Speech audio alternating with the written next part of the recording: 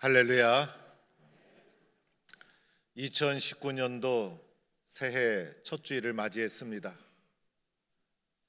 새해가 되면 많은 사람들이 덕담을 주고받습니다. 새해 복 많이 받으세요. 새해 건강하세요.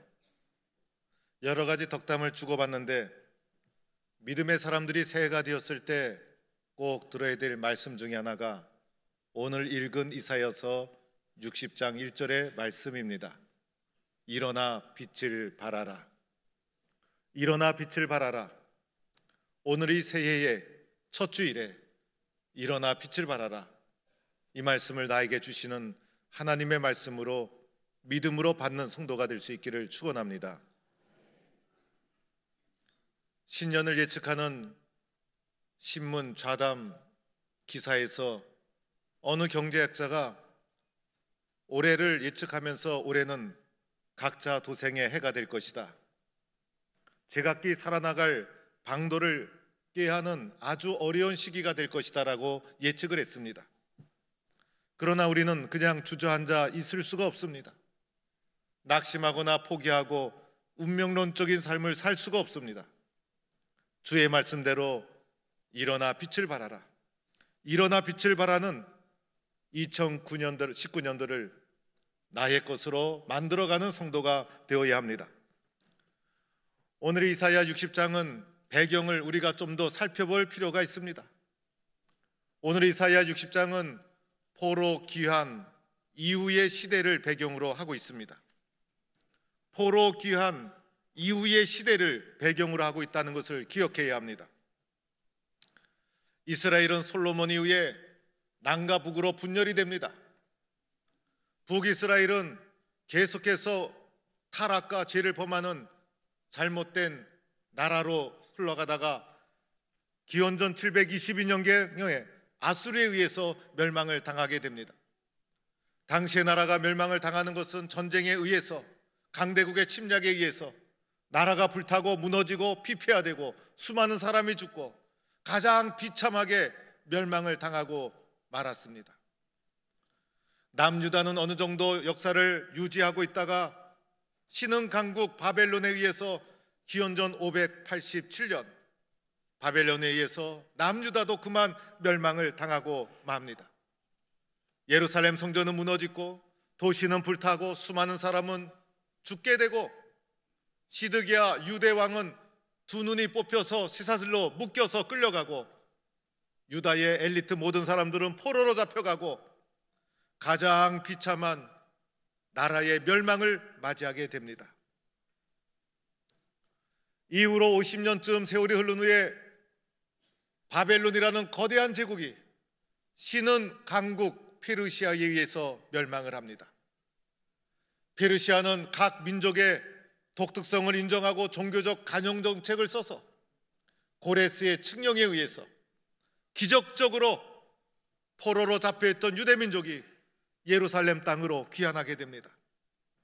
이때가 기원전 538년경 에스라, 느헤미야, 학개 등이 리더가 되어서 성벽을 재건하고 나라를 재건하려고 힘썼지만은 세월이 흐르면서 과거의 잘못된 죄로부터 벗어나지 못하고 우상을 숭배하고 페르시아의 학적은 계속되고 경제는 밑바닥을 치고 나라가 침체와 타락을 거듭하는 가운데 회복의 기미가 보이지 않는 어둡고 캄캄한 시대가 바로 이사야서 60장의 배경이 되고 있습니다. 이러한 고난을 적어도 300년 이상 지탱해 온 것이었어요. 여러분, 아무리 큰 시련일지라도 한 번 겪는 시련이라면 이길 수 있어요. 그러나 아무리 작은 시련일지라도 반복적으로 계속적으로 10년, 20년, 100년, 200년 계속된다면 살아남을 사람이 어디에 있겠어요? 이러한 캄캄한 절망의 시련을 300년 이상 지속적으로 겪어가면서 지치고 쓰러지고 희망이란 보이지 않고 낙심하고 절망에 떨어졌을 때 하나님이 그 민족을 기억하사 그들에게 주신 말씀이 일어나라, 빛을 발하라, 이 말씀을 주신 것입니다. 너희들은 절망하고 낙심하지 말아라. 아무리 시련이 계속되고 절망의 상황이 있을지라도, 너의 힘으로 일어날 힘이 없을지라도 포기하지 말아라. 희망을 가져라. 일어나라. 일어나되 억지로 간신히 일어나는 것이 아니에요. 일어나서 빛을 발하라. 이것이 주님의 말씀이었어요. 너희는 제사장 나라가 될 것이고 영광스러운 회복이 있을 것이고 일어나 빛을 발하라. 이 주님의 음성을 오늘 믿음으로 받는 성도가 될 수 있기를 축원합니다. 여러분, 일어나야 합니다. 일어나지 못하면 우리는 절망의 바닥에서 헤어나오지 못하고 결국은 망하고 맙니다. 그러나 반대로 믿음으로 일어난다면 어떤 일이 일어날까? 믿음으로 일어난다면 어떤 일이 일어날까? 믿음으로 일어난다면 펼쳐질 놀라운 미래에 하나님이 함께 하시는 세상을 오늘 3절 이하의 말씀에서 보여주고 있는 거예요. 눈을 들어 사방을 돌아보아라. 내 눈앞에 펼쳐지는 영광스러운 하나님이 함께 하시는 그 나라가 보일 것이다. 오늘 절망의 현실을 보는 것이 아니라 하나님이 도와주시는 미래의 영광스러운 그 나라를 믿음으로 바라보는 성도가 되어야 합니다. 오늘 말씀해 보니 사방을 둘러보니 나라들이 내 빛으로, 왕들이 내 비치는 광명으로 나오리라. 무리가 다 내게로 나오리라. 망하고 쓰러졌을 때는 흩어지고 분열이 되고 그러지만은 일어서는 그 순간 모든 나라가 도리어 내게로 모여들고 모든 나라들이 내게로 무리가 다 모여드는 회복의 그 나라를 바라보라는 것입니다. 이어지는 말씀에도 보면 그때에 내가 보고 기뻐하고 마음이 놀라고 그리고 화창하고 바다의 부 그리고 이방 나라의 재물이 내게로 들어오리라. 회복의 상태를 표현하고 있어요. 기쁨이 넘치고 화창하고 놀라운 뛰는 가슴을 가지고 이방 나라와 세계의 모든 재물과 부가 몰려들고 우리가 믿음으로 일어날 때 상상하지도 못했던 새로운 세계가 우리 앞에 펼쳐질 것이다.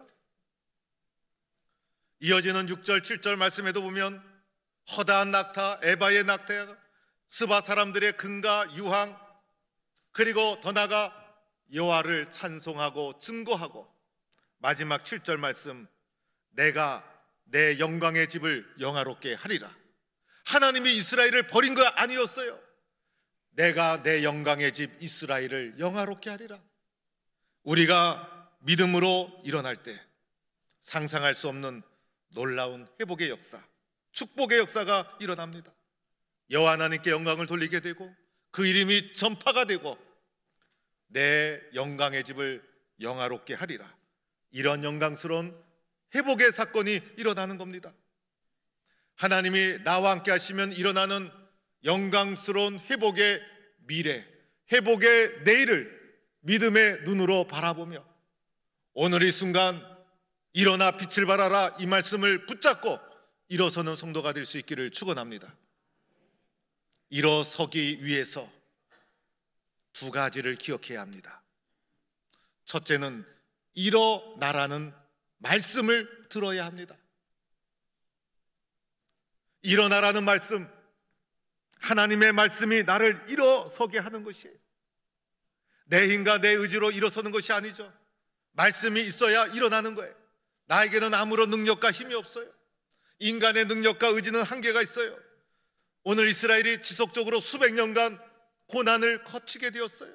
멸망을 당하고 예루살렘은 불타고 수많은 사람은 잡혀가고 심지어는 왕은 두 눈이 뽑혀서 쇠사슬에 묶여 끌려가고 기적적으로 귀환을 했지만은 여전히 백성들은 죄에서 벗어나지 못하고 정치적 혼란, 경제적 침체, 문화적 영적 타락, 오랫동안 계속된 시련과 고난으로 온 백성이 절망에 빠졌을 때 모든 사람의 마음속에 우리의 힘으로는 일어날 수 없구나, 우리에게는 아무 능력이 없구나, 절망과 낙심과 포기에 잡혀 있었을 때 그들을 일어나게 하신 것은 하나님의 말씀, 일어나라는 하나님의 말씀, 그 하나님의 말씀이 나를 일어서게 만들어 주는 거예요. 하나님은 말씀으로 나를 깨우는 분이고 말씀으로 나에게 생명을 불어 넣어 주시는 분이시고, 오늘 나에게 필요한 것은 나는 힘이 없지만은 일어나도록 만들어 주시는 하나님의 생명의 말씀, 이 말씀만 있으면 우리는 또다시 일어나게 될 줄로 믿습니다. 여러분, 우리는 일어나야 합니다. 낙심의 자리에서 일어나고, 절망의 자리에서 일어나고, 영적 침체의 자리에서 일어나고, 나태의 자리에서 일어나고, 인생을 살아가면서 순간순간 선택의 기로에 설 때가 얼마나 많아요. 포기할 것인가, 그만둘 것인가, 내려놓을 것인가. 그러나 그때마다 주의 말씀을 붙잡고 또다시 일어서고, 또다시 시작하고, 또다시 용기를 가지고, 또다시 열심을 내고 하나님의 말씀을 붙잡고 일어설 때 회복의 놀라운 역사가 여러분의 삶 속에 일어날 줄로 믿습니다. 두 번째 기억해야 될 것이 있어요. 빛을 발하라는 말씀을 기억해야 합니다. 일어나라, 빛을 발하라. 그런데 나에게는 빛이 없어요. 우리들은 빛을 발하는 발광체가 아니라 빛을 비추어가는 반사체가 바로 우리들이에요. 그런데 놀라운 일이 있어요. 오직 빛은 하나님 한 분뿐이에요. 그런데 오늘 말씀해 보니 빛 대신 하나님이 바로 내 위에 임하여서 빛을 비추어 주시기 때문에 일어서는 그 순간 하나님의 빛을 받아서 우리는 빛을 발하는 하나님의 사람이 될 수가 있다는 것이에요. 오늘 말씀에도 보면 내 빛이 이르렀고 내 여호와의 영광이 내 위에 임하였음이니라. 여호와의 영광의 빛이 바로 내 위에서 조명이 비치듯이 나를 비추어 주시기 때문에 나는 그 빛을 받아서 빛을 비추는 하나님의 사람이 되어지는 거예요. 내가 말씀을 붙잡고 일어서기만 한다면 이미 나를 비추고 있는 주님의 빛을 비추는 반사체가 되어서 일어나 빛을 발하라, 이 말씀이 나에게 이루어질 줄로 믿습니다. 여러분, 어둠의 권세가 얼마나 강력합니까? 오늘 이 나라 이 땅도 얼마나 어둠의 권세가 호시탐탐 이 나라 이 땅을 위협하고 있습니까? 오늘 말씀에도 보면 그 당시의 상황을 어둠과 캄캄함이 온 땅을 덮었다라고 표현하고 있어요. 저녁이 돼서 해가 지고 어둠이 찾아오게 되면 눈 깜짝할 사이에 캄캄해져요. 석양이 되고 해가 떨어지는 그 순간 떨어진다 싶으면 뚝 떨어져요. 그래서 어둠의 권세가 순식간에 덮어버리고 마는 거예요. 그런데 어둠보다 더 강한 것이 있어요. 바로 빛의 권세. 빛이 나타나면 순식간에 어둠은 다 사라지는 거예요. 빛이 떠오르는 순간 어둠은 순식간에 사라지는 거예요. 어둠보다 더 강한 것이 빛의 권세. 우리가 하나님의 말씀을 붙잡고 일어나는 그 순간 나를 비추고 있는 여호와 하나님의 빛이, 여호와 하나님의 말씀의 빛이 나를 비추어 주셔서 어둠의 권세를 물리치고 일어나 빛을 발하는 주의 백성이 될 줄로 믿습니다. 우리 자녀들을 키우다 보면 자녀들이 제일 무서울 때가 중학교 다닐 때라고 합니다. 중학생 중에서도 중2가 제일 무섭대요. 우리 중1, 2, 3이 있죠. 중2가 제일 무섭대요. 그런 말이 있어요. 저렇게 무서운 중학생들을 제가 모시고 단기 선교를 오늘부터 한 주간 다녀오게 됩니다. 제가 지금 떨려요. 지금 무서운 우리 중학생 친구들과 같이 갈 걸 생각하니까. 초등학교 때 가면 너무 어리고, 고등학교 때 가면 대학 입시 공부 때문에 시간 내기 어렵고, 중학교 때가 제일 좋은 것 같아요. 그래서 중학생들을 데리고 저희 교회가 3년에 한 번씩 선교지에 단기, 짧은 기간 동안 가기 때문에 단기 선교라고 하지만은 속 내용은 비전 트립. 저희가 가서 선교사들에게 무슨 큰 도움이 되겠어요? 선교사들을 도와주기 위하여 가는 것이 아니라 사실은 초점은 우리 중학생 자녀들이에요. 그래서 중학생 자녀들에게 비전을 주고 중학생 자녀들에게 뭔가 목적하는 게 있어서 같이 3년에 한 번씩 선교지에 데리고 갑니다. 이번에 필리핀 바탄가스와 제네럴 티니오라는 곳에 3일 3일씩 6일 동안 진행을 합니다.